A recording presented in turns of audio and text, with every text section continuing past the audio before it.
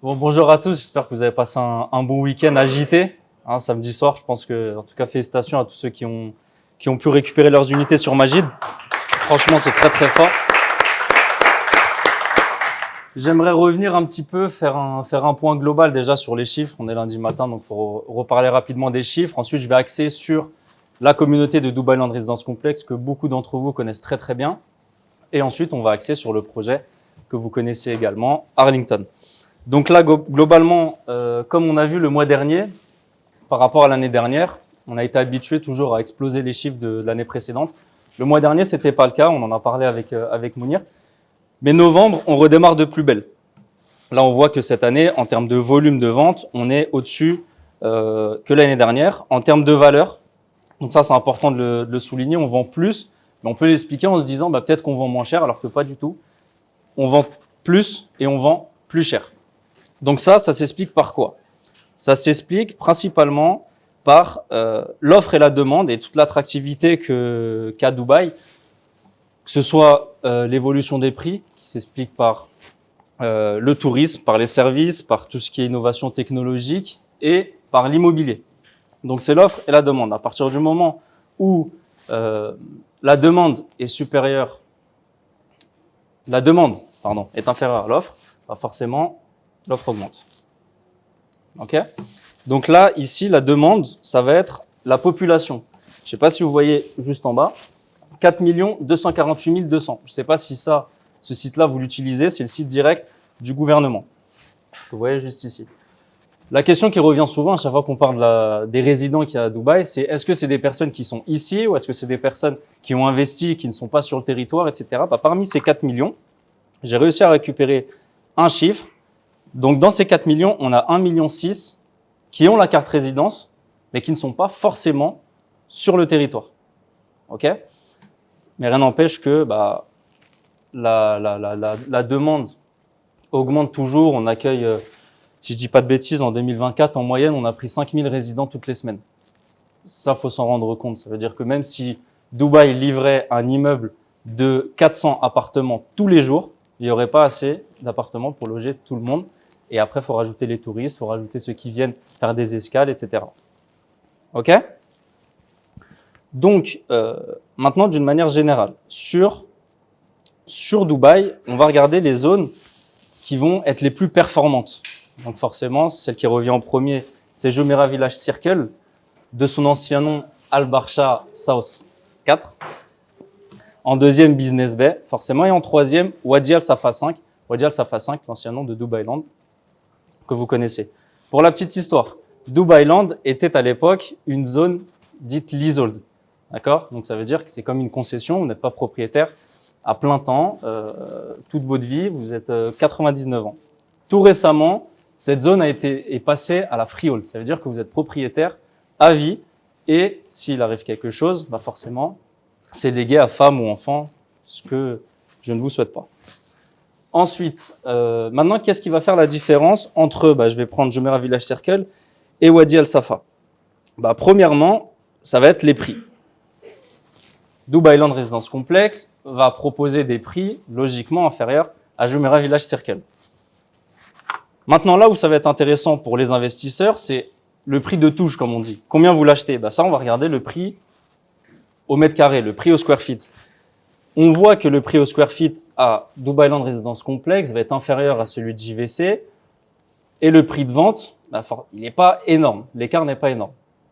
Okay, donc ça, c'est important. Si je peux l'acheter moins cher et derrière le revendre un peu plus cher, je suis gagnant. Sachant que Dubai Land Residence Complex présente une perspective de croissance et d'accélération sur le capital, donc sur le montant global, qui est hyper conséquent. On a 41% de prise de valeur pour un rendement locatif moyen de 8%. Je ne sais pas si vous vous rendez compte, c'est énorme. Il n'y a pas un gros écart en termes de rendement locatif par rapport à Jumeirah Village Circle.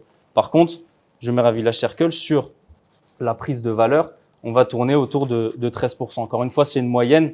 Il faut prendre en compte les appartements qui sont anciens, ceux qui viennent d'être livrés. Il faut prendre en compte les townhouses et les maisons, puisqu'il y en a à Jumeirah Village Circle et également à JVC.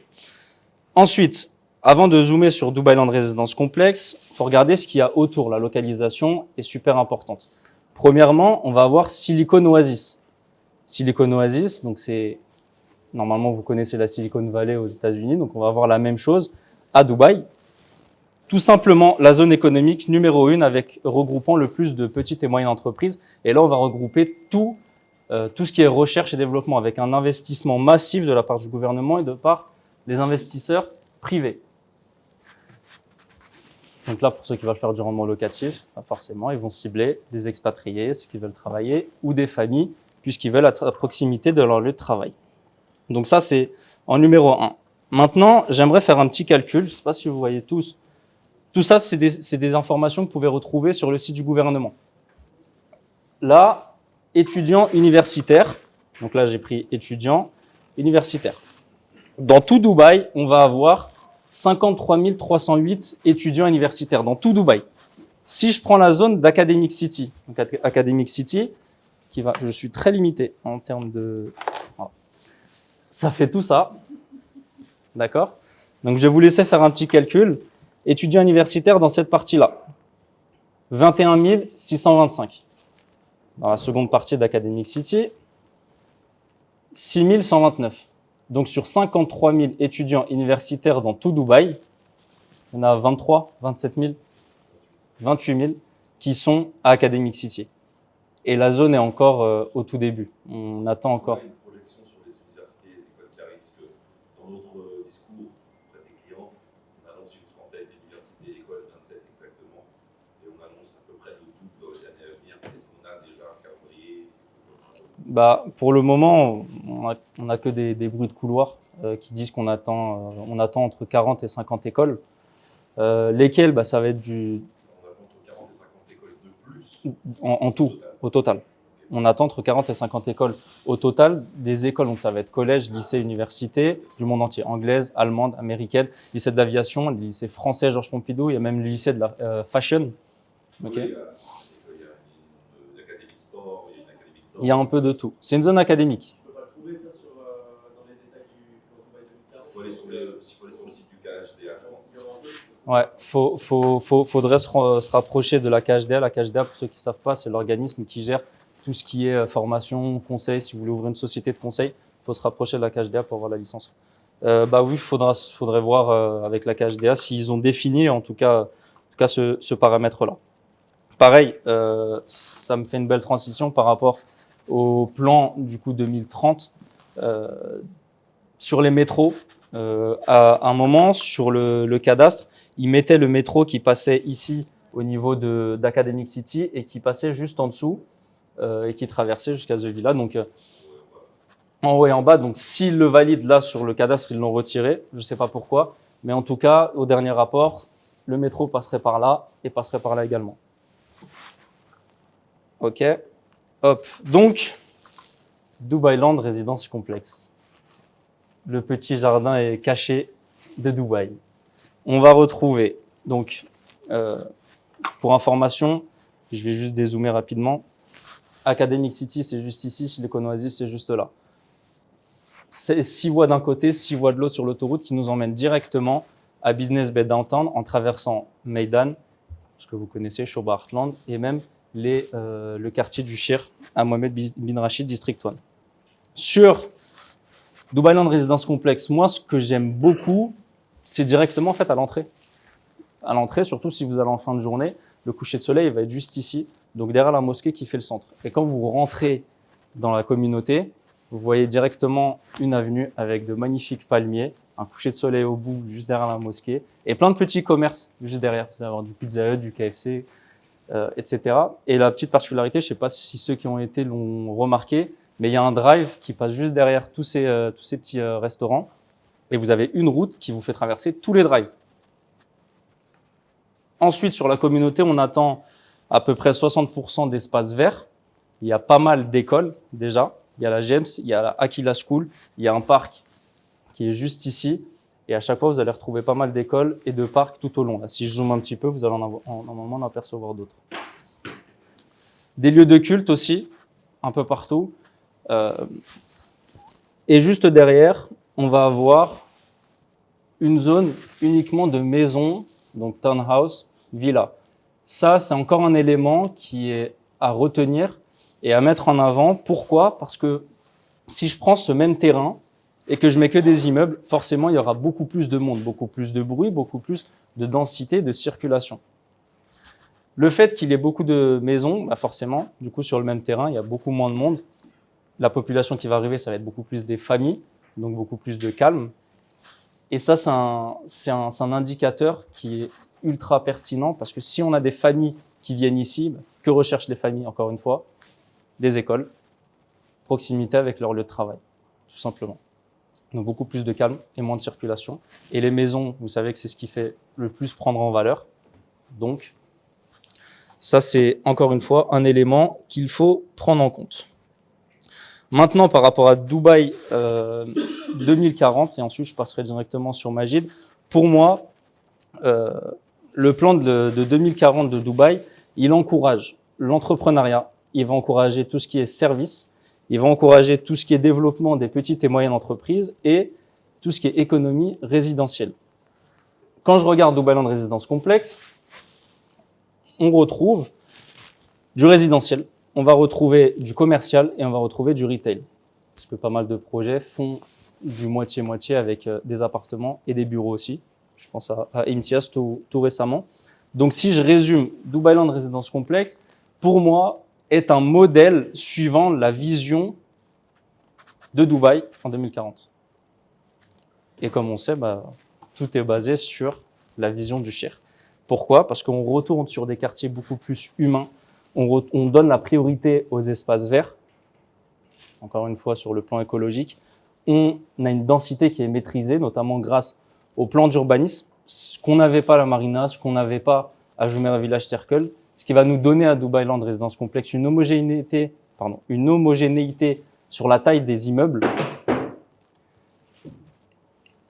et surtout une accessibilité par les métros, mais aussi par la voie terrestre.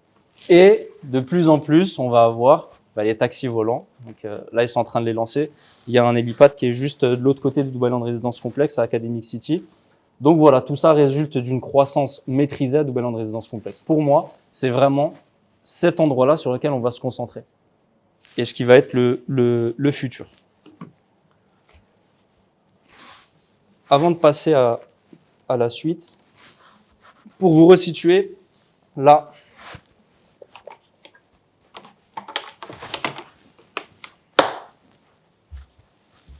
ici, on a l'entrée de Dubai Land Résidence Complexe et ici, on a la mosquée. Ce rond-point représente le centre de Dubai Land Résidence Complexe. La mosquée, le parc, et juste ici, ils ont prévu de mettre un centre commercial. Un centre commercial et une zone de business avec des bureaux. Pour l'instant, on ne le sait pas encore, mais ça va être un mix entre office et appartement dans le plein centre de Dubaï. Land Résidence Complexe.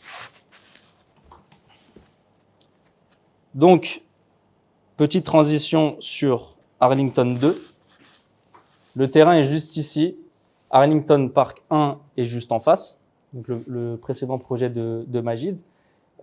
Ici, il y a déjà un immeuble qui est sorti. Ici, un immeuble arrive. Je ne sais plus c'est lequel exactement. Mais en tout cas, en face, on a AGHome. AGHome qui va faire 13 étages. Il va être un peu plus grand, de un étage ou deux, puisqu'il y a le podium. Aujourd'hui, j'ai vu, je propose d'avoir des projets numéro 1. La façade du projet numéro 1, on est clairement sur la Villa School et le bar. C'était une vraie vue dégagée qui a vraiment intérêt en façade. Honnêtement, sur le projet numéro 2, oui, tu as une vue plutôt dégagée en façade. N'empêche que tu as quand même un bâtiment qui est de l'autre côté de la rue. Ah, pour avoir été sur... Pardon? Celui-là, c'est 13 étages à AGHome. Si. Ensuite, d'une manière générale, dans Dubai Land Résidence Complexe, Melto, tu as une homogénéité sur la taille des buildings, comme je l'ai dit. Ça veut dire que tu n'auras jamais un immeuble de 4 étages et à côté un immeuble qui va faire 15 étages. C'est pas possible. Pour avoir été sur place, franchement, l'écart, même si on est à côté d'un immeuble, franchement, ça va. Tu as plus de 15 mètres et ici, tu vas être à peu près sur entre 22 et 25 mètres. Les 22 mètres, je les ai fait avec pas à moi, donc je me laisse une petite marge. Mais même en étant rendu sur place, franchement, ça change pas grand-chose en réalité pour votre investissement ou pour même pour vous si vous souhaitez y vivre. Donc, en résumé, j'ai un terrain qui est à proximité d'une école, à proximité d'un parc, un second parc ici, futur commerce, mosquée et un autre parc. Si je redescends juste ici, j'ai les maisons. Sur le deuxième plot, est-ce qu'on a quelque part un passage pour aller du plot de l'arrière vers l'avant? Actuellement, non. Pour l'instant, c'est fermé parce qu'ils sont tous en travaux. Est-ce qu'ils vont l'ouvrir après? Je sais pas. Après, c'est le même promoteur qui a les deux, donc peut-être qu'ils vont faire des exceptions, mais en tout cas, à l'heure actuelle, tout est fermé, tu peux pas traverser, tu es obligé de faire le tour. Ok? Je t'en prie. Donc maintenant, on va passer directement au promoteur. Donc, je vais faire une passe rapide sur Majid pour savoir qui est le promoteur. C'est très simple. À l'origine, ils ont travaillé en étroite collaboration depuis 2002 avec l'armée américaine et l'armée britannique. Ensuite, ils sont lancés dans la construction en 2006 en lançant un centre commercial. En 2008, ils se sont rendus sur Dubaï, comme beaucoup d'entreprises et beaucoup de monde. Ils ont senti les opportunités avec différents investissements, notamment en Turquie, au Portugal et en Angleterre. En 2016, ils ont lancé le groupe Majid Développement en ayant un plan de recrutement massif.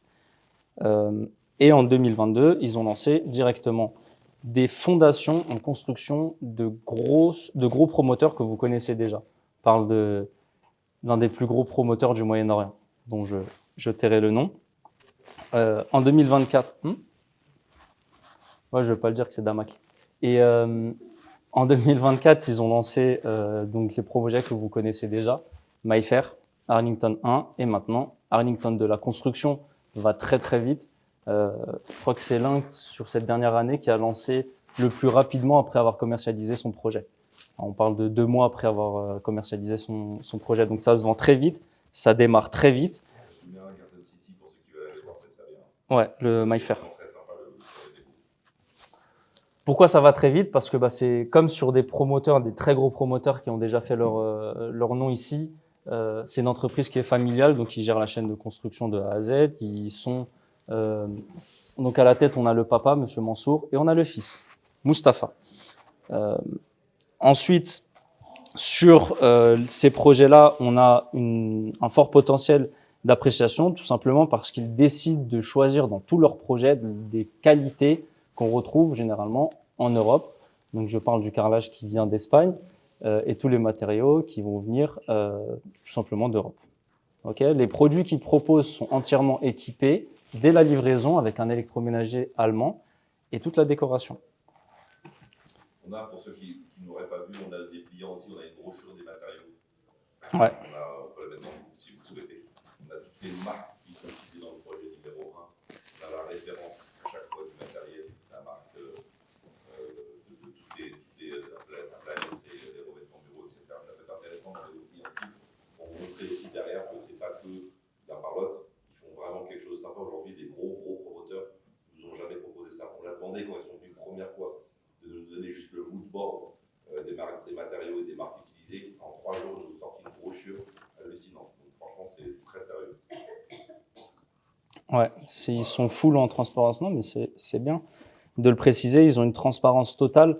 Franchement, moi, clairement, sur la transparence, ils me font penser à Shoba où tu peux aller directement chez le promoteur, dans le studio, où tu vois l'intérieur des murs, etc.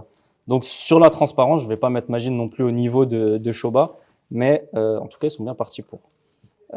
Donc, sur le projet Arlington Park 2, on a, en termes d'architecture et de design, ce qu'on avait sur Arlington Park 1. On retrouve des studios, une chambre, 2 chambres, et cette fois-ci, on aura même des 3 chambres. Encore une fois, tout équipé, avec le choix de le récupérer équipé ou non. Bien évidemment, si besoin, DRN vous accompagnera sur l'équipement. Ensuite, sur ce projet, donc là, on retrouve la proximité des écoles, du centre commercial à Silicon Oasis, ça j'ai oublié de le mentionner, et juste à côté du Dubai Outlet Mall. Ensuite, voilà, je vais défiler le lobby qui va faire en termes de hauteur l'équivalent d'un étage et demi. Hop, l'entrée avec le clubhouse, où on va avoir toutes les commodités des parties communes, ping-pong, billard, salle d'arcade avec basketball. Personnellement, je le trouve super joli en termes d'architecture et de design. Ça sort du lot de ce qu'on connaît à Dubai Land Residence Complex, en tout cas actuellement. L'intérieur, vous le récupérez exactement comme ça. Petite précision par rapport à la télé, c'est un effet d'optique. En dessous, il y a du vide. Voilà. Je vais le passer comme ça. Donc la salle de bain également, vous la récupérez telle quelle jusqu'au pommeau de douche. Piscine à débordement. Et ensuite, voilà, on retrouve le lobby. Ça, c'est un élément pour moi qui est important. Je vais passer juste une petite seconde dessus. Encore une fois, la cible des personnes qui vont habiter ou louer dans ce projet-là, c'est des personnes qui travaillent à côté, c'est des personnes qui sont à l'école, c'est des personnes simplement aussi qui peuvent être indépendantes. Donc ces personnes-là peuvent accueillir des clients ou même vouloir travailler directement de chez eux.